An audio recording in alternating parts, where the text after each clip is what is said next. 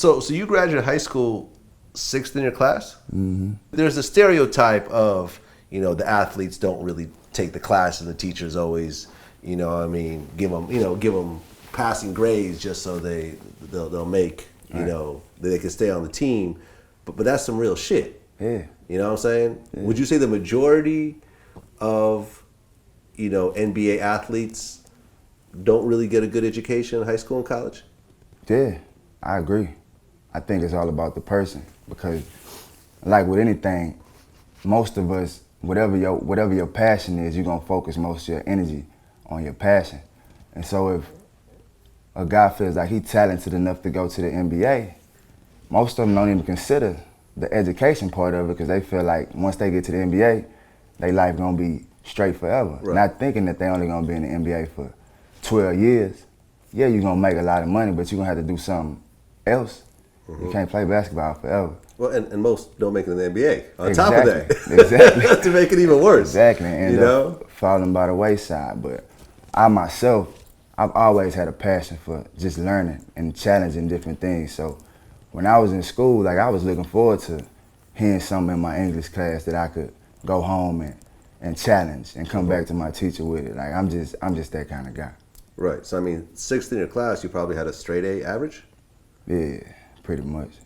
That's what's up. I would say the teachers kind of, showed me a little favoritism because I was playing ball, but at the same time, I worked hard for it. Okay.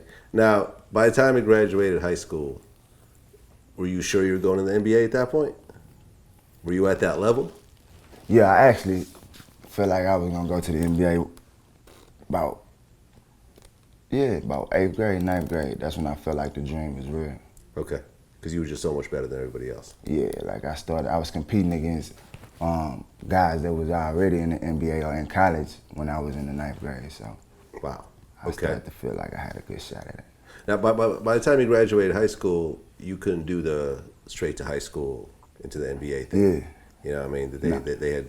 We still could. Oh, you still could? Yeah, it was still intact.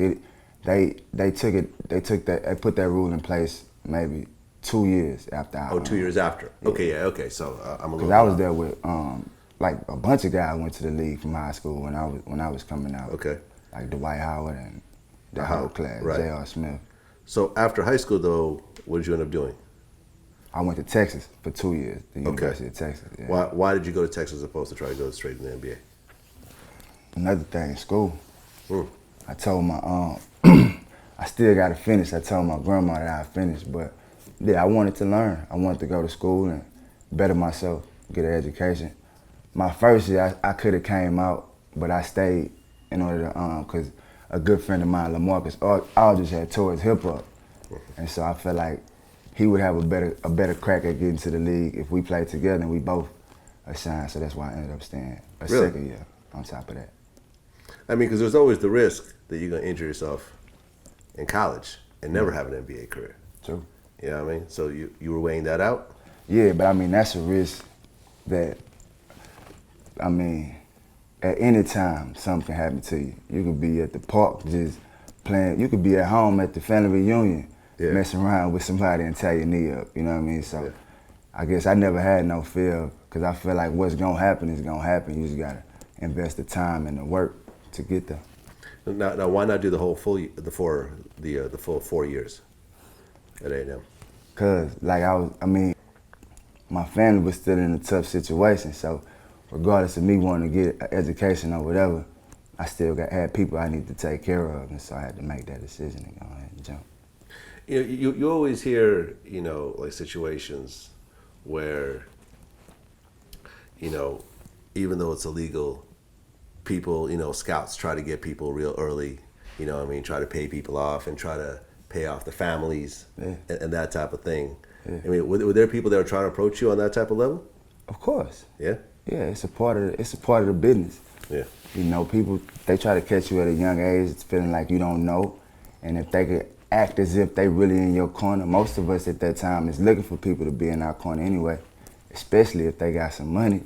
Yeah. So, yeah, that was always present growing up, especially when you're playing in those circuits like the Nike circus or the Adidas circus sponsored by these big companies. You get people coming up to you all the time trying to getting your good graces. Yeah. How did you resist all that? I said I resist not.